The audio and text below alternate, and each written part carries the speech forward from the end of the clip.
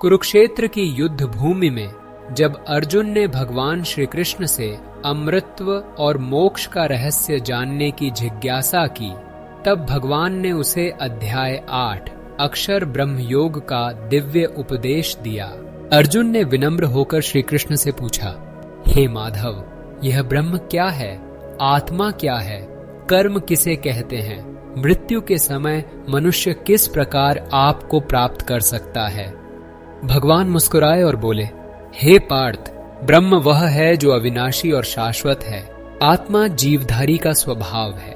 कर्म वह है जिसके द्वारा प्राणी जन्म और मृत्यु के चक्र में बंधता है, और जो मनुष्य मृत्यु के अंतिम क्षण में मेरे स्मरण में लीन होकर शरीर त्यागता है, वह निश्चय ही मुझे प्राप्त होता है। श्री कृष्ण ने एक बड़ा सत्य बताया। मनुष्य मृत्यु के समय जिस भाव का स्मरण करता है, वही उसे अगली गति में ले जाता है। इसलिए अर्जुन, तू सदैव मेरा स्मरण कर और युद्ध भी करता रह। इस प्रकार तेरा मन और बुद्धि मुझ में लगे रहेंगे और अंत समय में तू मुझे ही प्राप्त होगा।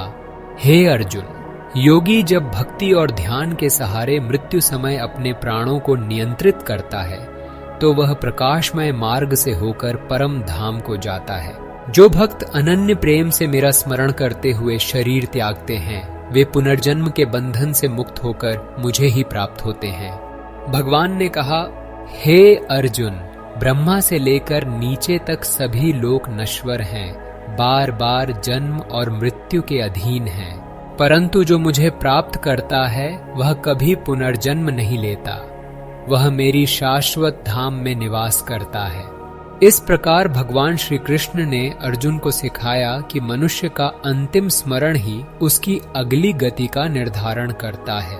जो व्यक्ति जीवन भर भगवान का नाम लेता है, वही मृत्यु समय पर भी उसी स्मरण में लीन रहता है और मोक्ष को प्राप्त करता है। हे वत्स, यही है अध्याय 8 का रहस्य, मृत्यु भय का अंत और अमृतत्व का मार्ग।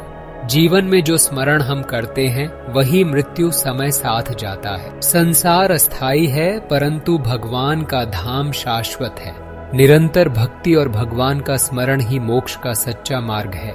गीता हमें सिखाती है कि जीवन का हर क्षण भगवान का स्मरण करने का अवसर है।